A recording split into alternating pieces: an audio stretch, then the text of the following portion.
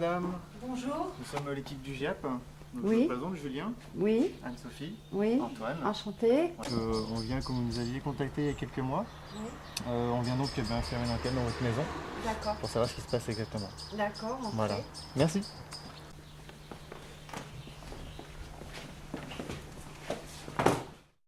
Bon, ben, je vais vous emmener à l'étage parce Oui. que bon, tout commence par le haut. D'accord. Hein. Il y a des coups, des pas, ça fait comme des meubles qui tombent, je monte et il n'y a rien. D'accord.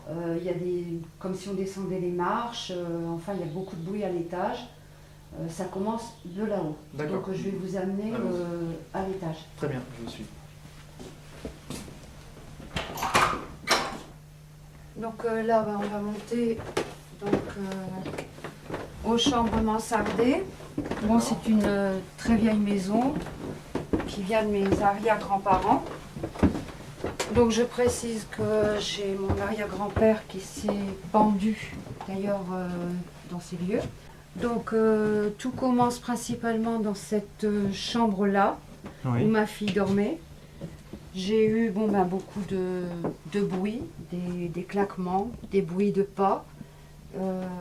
Ces deux tiroirs-là s'ouvraient comme ça.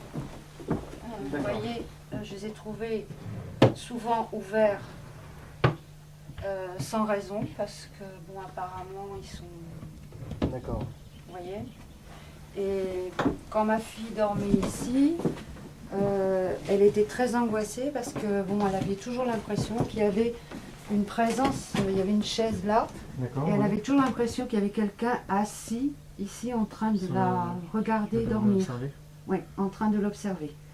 Alors, dans cette pièce-là, on a eu un petit garçon qui a dormi pendant très longtemps et à l'âge de 7 ans, il a dit qu'il avait vu un monsieur qui était venu le voir. Et qui se trouvait où Il n'avait pas dit où il était À côté de son lit, À à côté côté du lit. D'accord. Et il lui a rien dit et le monsieur est parti. Et après, on lui avait montré des photos et il a Il l'a reconnu. formellement reconnu. Ok, Il ne le connaissait pas. Il le connaissait, Jamais, il non, l'avait non, jamais vu. d'accord. l'arrière-grand-père. Il l'a formellement reconnu. Il a dit c'est ce monsieur-là. D'accord. Hein, bon. Après, bon, on rentre dans cette pièce. Dans cette pièce-là, c'est pareil. Bon, on entend des bruits, des piétinements. Ouais. Mais c'est surtout des meubles. Vous voyez, comme cette commode, ça fait ça. Ça fait, D'accord. voilà, ça fait des coups comme ça. Alors, bon, plus d'une fois, je suis montée pour voir si un meuble était tombé.